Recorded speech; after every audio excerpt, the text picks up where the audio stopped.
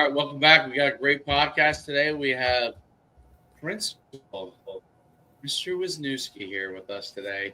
We're gonna talk what it's going like. Well, he was the coach at played at Montclair State, coach at Montclair State, captain. Coached at Duma. Well, I'll let you interject those things along the way. I gotta give this cross. The poor guy. Listen, Dave, you guys share a very similar back. The guy was a fullback. Like, feel bad for him. You know what I mean? Like, got no love touching the ball. Yeah, and you were a fullback 10 years after me, when at least we still were involved in the offense back then. But eventually, and now they're not even on rosters. I was a guard with a cool number. The better way to put it. 100%, dude. Yeah, that's pretty funny actually. That's right. Yeah, I remember thinking like, oh yeah, you can play fullback, you're gonna carry the ball. You know, it was like 5 carries a game. You know, I was like, well, bang into guys. Dave was like a track sprints, like, you know what I mean? Like, he was a sprinter in track in high school, and like, and then moved them. It's funny, dude. It's a funny. Two passes. Then he had to move to linebacker, dude. Like, I mean, linebacker was great. So I moved over there. I didn't know I'd be thrilled, but I was thrilled because you're involved in the action all the time. You know what I mean? Yep. And you didn't have to. You were killing them versus you trying to dig out a 270-pound DN when you weigh 225. You know, I was like, it's all about angles. It's all. Well, back then, though, see, when you were in fullback, it was about angles. It had moved to that direction. When I was first fullback the first 2 years at UConn before Coach Schultz came in and then changed the offense, I really wasn't a fit and moved over to linebacker, and that was where I started the rest of the career there. Well, I was starting fullback originally. There was no such thing as like angle. Like, you had to dig that. You had to take the angle, but you had to dig the like through that guy's throat. Was like you couldn't position. Like you had to dig these guys out. So the worst play of all was when we would run our blast. We ran it like 2 ways. We ran it where the tackle would block out and you traditional like, but then we also ran down block, like a power down block with a wrap, and then my job was to kick out the defensive end. And I tell this story all the time. We were playing JMU, we beat them, but they had a defensive end that was like an all world, all conference or all American defensive end. And I was like, I'm just gonna try and kill this guy. So I went to go to dig him out, and I went full speed, and I was like, I killed him. And I looked up. I was 1 yard from the quarterback. He had pushed me back like 2 yards. I tried to kick him out. I was like, oh my God, this 270-pound DN was unmovable. That was our whole offense at Montclair, was down, kick out, and we were the kick out. Guard pulls through. So it was just finding that angle and using the fact that I'm 5'8", and a lot of these guys are 6'2", 6'3". Just play the odds. Yeah, that's it. You got lucky. It worked out more in your favor than it did, Coach. But that's that's part of it.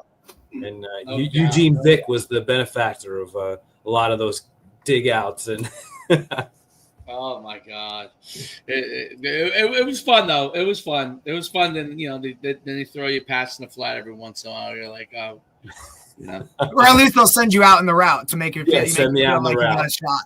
Yeah. And my big run play was, I don't know if you ran this at Montclair. My big run play was the trap. That was what we ran. The fullback ran. No, you guys didn't run that.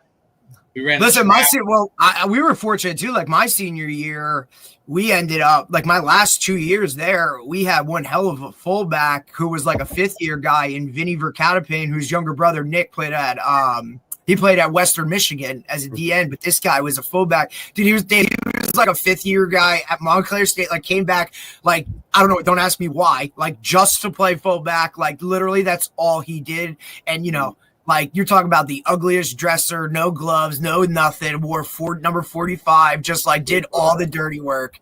And like as a 5th year in a D3 program, and he was a dog. Like, it was, and he mattered. He factored into it because we had a couple of backs that were pretty damn good. only because of him. You know what I mean? So it's weird to see how offenses have kind of, gone away from it. I think you're starting to see a little bit of it coming back. Now it's not the fullback, but like, you're a D lineman and like, hey, you go on the other side or, something of that nature. They kind of just add that factor in, but there ain't nobody with a fullback on the roster. No, and it's more of that H-back where you get a guy like Kyle Juszczyk on the 49ers. He's kind of changed the mold a little bit. In there, but he can get out, run routes. Or you get to look at the guy like Ricard on the Ravens. Yeah. A converted D lineman that's just a monster. It's all about your offense and what you want to do behind it. Yep, 100%. No doubt. Coach, when you moved from coaching to administrator, what was that like for you? It was interesting. It was one of those circumstances. I had I was 30 years old. We just had my daughter, 6 months old at the time.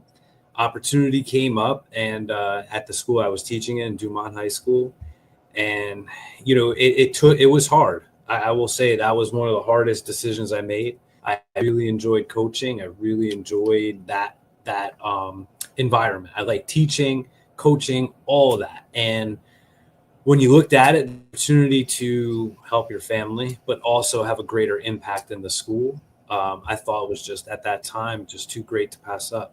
And looking back, hindsight, it was a great opportunity, and it still has. And I'm fortunate that I had that opportunity at Dumont, where I was teaching, and then being able to move over to Wayne Valley for a couple of years, and now here at Palm Lakes as the principal.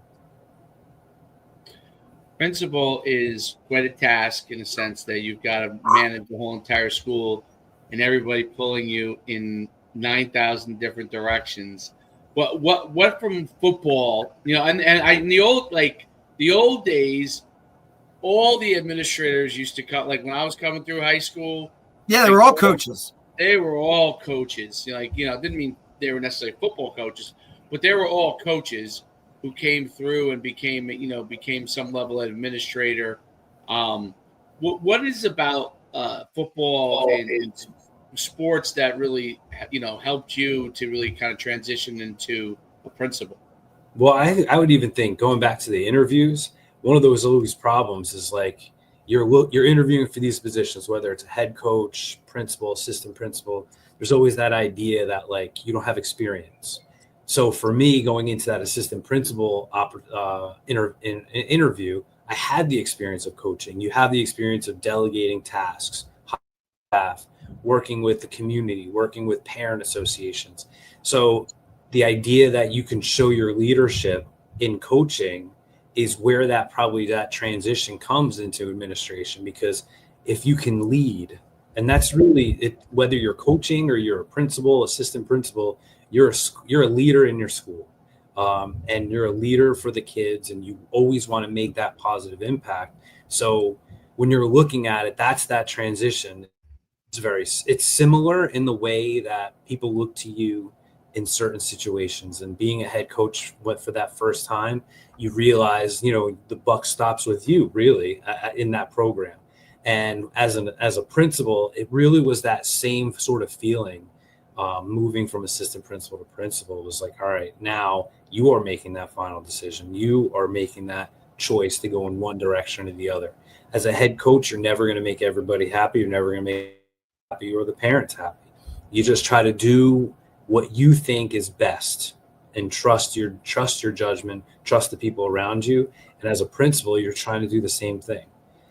I recognize not everybody's going to appreciate every choice I make, every decision I make, whether that's parents or kids or the teachers, right?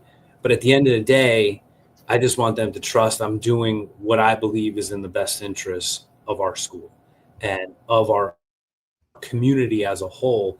And everybody's perspective on that's a little different, where my view is got to be more holistic in the way that it impacts as many people positively as I can.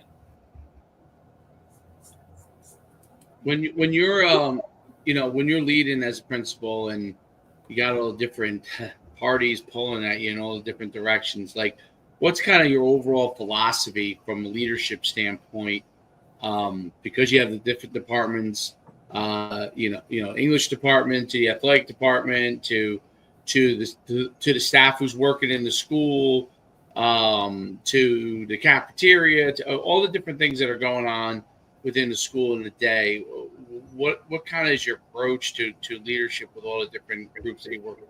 I think for me, I recognize everybody has their role, and my role is different and unique than everybody else's. But I can't be successful unless the teachers are successful. And the teachers individually need all different things to be successful. But we also need our administrative staff to be successful. We need our coaches to need to be supported so they could be successful. And if our teachers find success, that trickles down to our students. So my approach always is, I'm just a piece to this greater wheel that is going. And for us to move on a steady, smooth path forward, we all have our roles and we all have our responsibilities. But when you go ahead and sit and talk with the people, you have to hear them from their perspective. You have to see where they're coming from, and you have to have those honest conversations with everybody. Sometimes they're not easy. Sometimes you got to hear things as a leader that you don't necessarily want to hear or don't want to acknowledge. But I think as you go ahead with leadership and you go ahead with pushing something forward, you got to be willing to put yourself out there and hear the feedback, and then not only hear it, but put it into play. People aren't going to come to you with things if you just tell them no all the time or ignore them. You could have every committee in the world, but if you're just going to run that committee as you see fit, and you're going to just make your choice at the end of the day that you do anyway, without taking any of their input in, then what's the point? What's the point to that? Now they're not invested. Now they're not falling behind it. So there is certainly times that there's that spectrum of decision making, where there's times where I just have to make a decision, but I still want their input. I still want their background. And even if I'm going to go differently than what some of the teachers are, I want to give them that opportunity. I want to have that opportunity to explain why I'm going in the direction I'm going and where the choice and where the decision making is coming from. Because do you think that because you kind of came up through the ranks, right? Like you taught for a long time and then you were you had some other administrative roles. Do you think that puts you in a different position, when it comes to that, because you can put yourself in a teacher role or, in that other administrator role, when now ultimately you do have to make that decision? Like you said, like you've been in those other spots. Do you think that's benefited you to where you are now? In terms of kind of looking at that and then talking about that feedback and whatnot? I definitely think it is. And that goes, when you think about that's just leadership in general. Right. I think you if you walk into a room thinking you have all the answers, then you're never going to be a leader in that room. Like you have to walk into that knowing that you can learn from other people, and other people, not necessarily just those people, but from past experiences. So I was fortunate to have taught, in one school in Dumont, which has its lore, and then going to Wayne, which is a much bigger school, much different environment.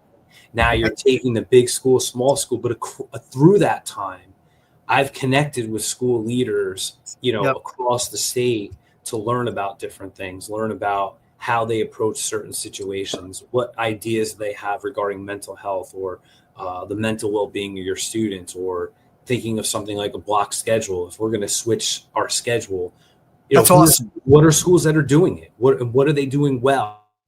With those people. So it's not just me saying this is my idea. Well, this is an idea